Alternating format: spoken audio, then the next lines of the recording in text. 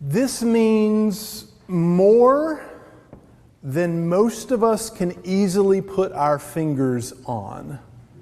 We've come into this series to look at the house of atonement, the meaning of the cross of Jesus Christ.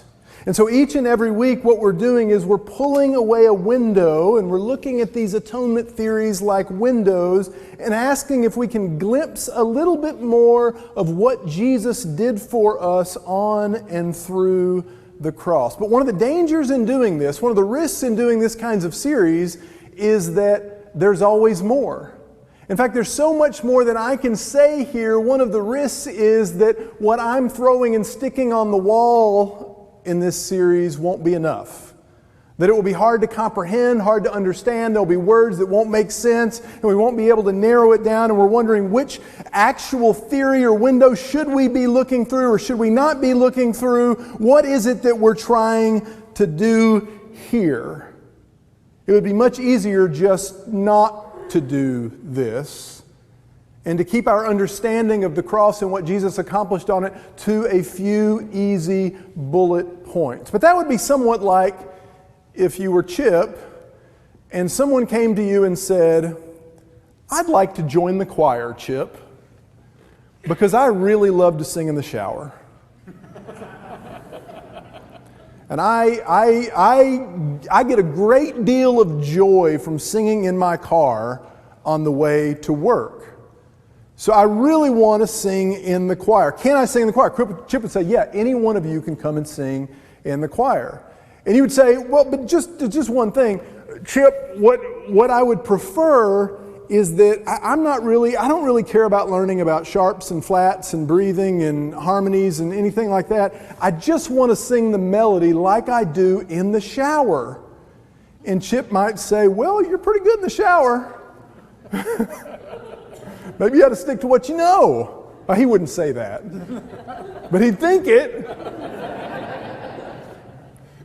Because there's more to the beautiful music that Chip wants you to be able to appreciate, wants to prompt you in worship with, than just singing the melody. There's texture and there's tone and there's breathing and there's sharps and there's flats and there's pauses. There's all of this to the music that the choir wants to make for us in worship. And in the same way, there is much more to the cross than most of us have laid our eyes and ears and hearts on. So the idea behind this series in the House of Atonement isn't that we're just sort of, hey, which one of these am I supposed to believe? No, it's more like when I look through this window, recapitulation and theosis a few weeks ago, there are some cracks and smudges and there's some dirt on the window, and there's some things that I'm not seeing things exactly right, but I see a certain angle of what's going on the cross. I can't see the whole thing, but if I were to go to this other window and look in over here, I might be able to see a little bit more, and I might be able to notice what the cracks and smudges are over there. And then if I look in this other one, I might be able to see another dimension and another angle, and somehow in that I might be able to get kind of a bigger glimpse of the majesty and the glory of what God has done for us on the cross of Jesus Christ. Now these sermons are appetizers. They're teasers. I can't hit everything. It's impossible every single week. I can't do that. It's impossible. So there is sort of a sense of if you hear something or connect with something or see something or feel stirred by something that seems a little bit different and kind of pulls you in a little bit, that then maybe that brings you to the buffet of your own discipleship. That there's some reading you might do, that there's a Googling of a term that you might try, that there's a conversation or a Bible study you might go to. You might even say, "Jason, we're going to arrange these people together and we're going to be there every Wednesday at lunch or every Wednesday at dinner, and we're going to have a conversation about this because the cross is the cornerstone of our faith and the cornerstone of existence," we might say, and we want to know more and more and more about that. As people have throughout the centuries, as they've attempted to follow Jesus Christ as individuals and in community. There is perhaps it is a, fictionalized story, or perhaps it's real, probably real. Old Sunday school story, many of you have probably heard before. About a third grade Sunday school class, we'll say. And the teacher comes into the class and does a little warm-up with the class, and in the warm-up wants to ask a question and see if anybody can answer that question in that third grade class. So the teacher starts and says, all right, boys and girls, I want to see if any of you know, I'll give you 3 guesses. Here's 3 clues. I'm thinking of something that climbs trees, has a bushy tail, and stores nuts for the winter. And ooh, the hands go up. Ooh. Yes, Timmy. Jesus. Jesus? Really? Well, it sounded like a squirrel, but we're in Sunday school, so I know it's probably Jesus. Usually is Jesus. And in the same way, the cross of Jesus has been that throughout the centuries for the church. It has been an answer in search of a question. So people at different times in history, a part of different cultures with different things going on, will be asking a question about existence or life or atonement or grace or what God has done for us. And the answer they know always is the cross, but how is it the cross? And so are there these metaphors that we find in the Bible and church history as we survey all of church history that kind of end up becoming these little glimpses. And sometimes we're trying to answer our questions with a medieval version of the answer. And we get confused about that because it doesn't make the sense to us that it made to them. So our hope is that through looking through all of these lenses, we might begin to catch a fuller glimpse by Easter, at least a teaser of a glimpse, of all Jesus did for us on Good Friday, and how that was vindicated and became victorious on Easter Sunday. Now, if you were to read book after book after book on the atonement, so much of what you'll see in trying to understand it will come from the epistles. We automatically have this instinct to go to Paul and Hebrews, like we just did a minute ago, and say, what does this mean? What did Paul say this meant, and how are we going to get some handles on that? And there's even sort of almost an implied idea that the Gospels say nothing about it. That the Gospels are just a backstory to the real stuff. If we want to know kind of like what led up to the real stuff, the cross, we can read the Gospels, but the Gospels don't sort of say anything about our atonement. They don't sort of say anything about our salvation. We got to go to the epistles for that. And yet, there are some lines that Jesus offers that we might get into later. And there's a moment of explanation that really every early Christian would have easily leaned into and toward. Where Jesus doesn't give a theory or a model, but a meal. And there was something very intentional about that meal in the context of that meal. Now, if I were going to go back based on what I have always been told about the atonement most of my life, and it said, Jesus, I want to give you some advice about what Jewish festival you ought to show up in the midst of to help us understand what you're doing on the cross, I would not have told him to come at Passover. I would have said, let's go with Yom Kippur. Because Yom Kippur is about forgiveness. And Passover isn't about forgiveness.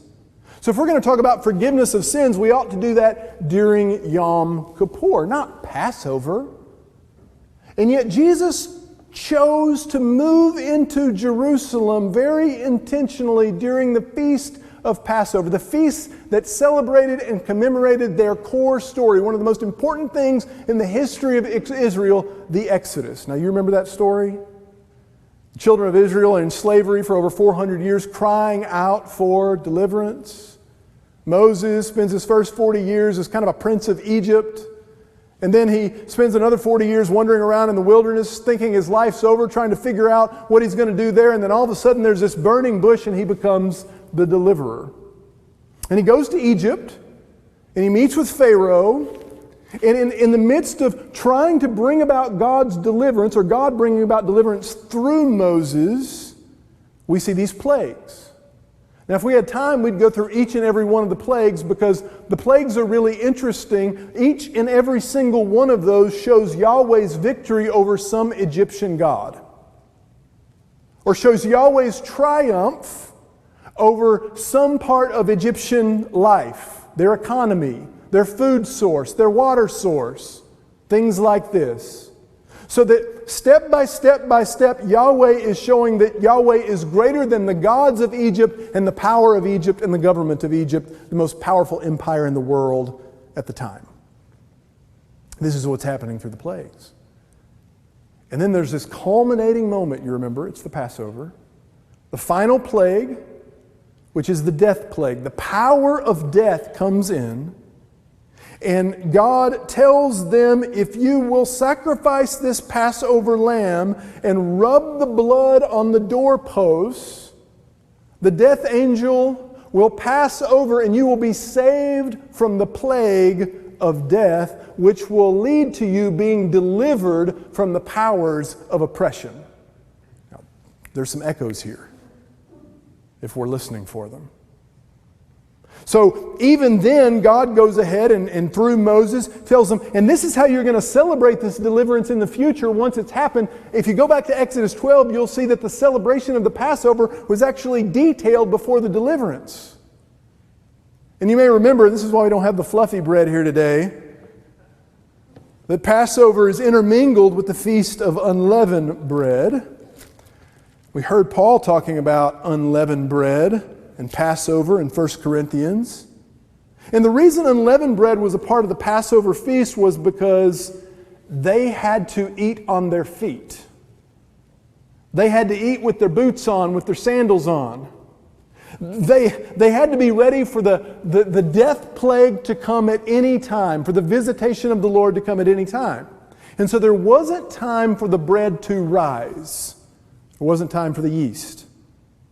And so they had this flat bread, and the unleavened bread then becomes a part of the festival. So much so that in their instructions for celebrating the Passover, they're told in the week before the celebration of Passover and unleavened bread that they need to go through their house and remove every single piece of leaven. Get the leaven out of the house, and the meaning of the leaven evolved over time.